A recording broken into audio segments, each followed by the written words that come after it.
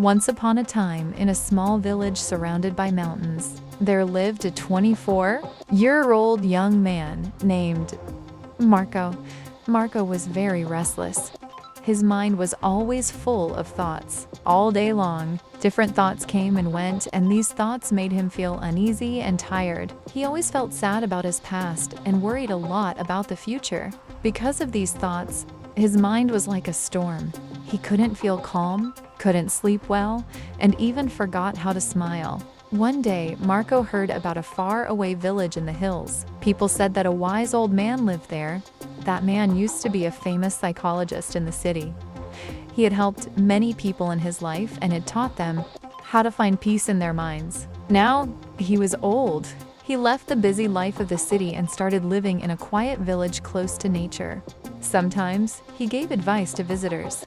Marco became curious and hopeful. He decided that he must go and meet that old man. He thought, maybe this wise man can help me find peace. After many days of a long and tiring journey, Marco reached the village in the hills. When he got there, he saw a small house covered with greenery. On the porch of the house, the old man was sitting quietly. His eyes were closed and he looked very peaceful. Marco walked up to him and said softly, "Grandfather, my mind is very restless. I cannot stop thinking. I want peace in my heart. Can you help me?" The old man slowly opened his eyes and gave a calm smile. He said, "So, you are looking for peace? Then come with me. I will give you a small task." He took Marco to his little yard. Then he filled a glass with water completely full to the top. The glass was so full that even a little shake would make the water spill. He gave the glass to Marco and said, "Walk from here to the edge of the village and then come back. But remember, you must not spill even one drop of water." Marco looked at him with surprise, but he wanted to do his best, so he accepted the challenge. He held the glass carefully and started walking. The road was narrow and busy. Some people were walking, some were running. Shopkeepers were calling customers and dogs were barking, but Marco did not look around.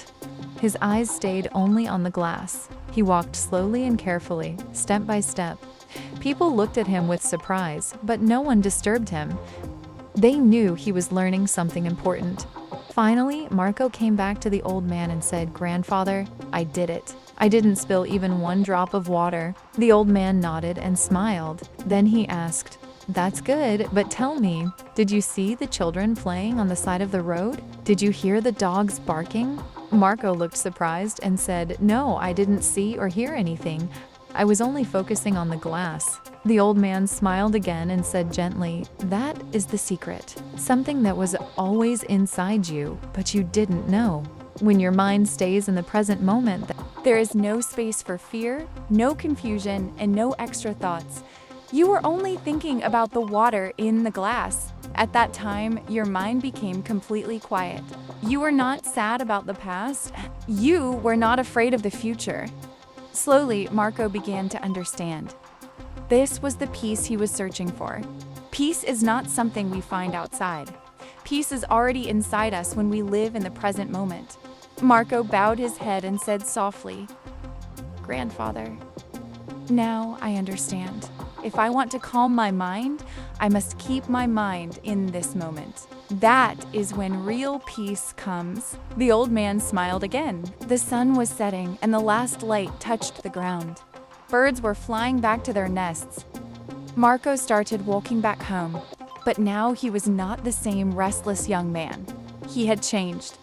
He was peaceful inside because now he knew how to see the mind. If you like this story, please give it a like and share it with your friends. And don't forget to subscribe to our channel for more inspiring stories like this one. Thank you for staying with us. See you in the next story with new thoughts and new lessons. Until then, stay well and stay peaceful.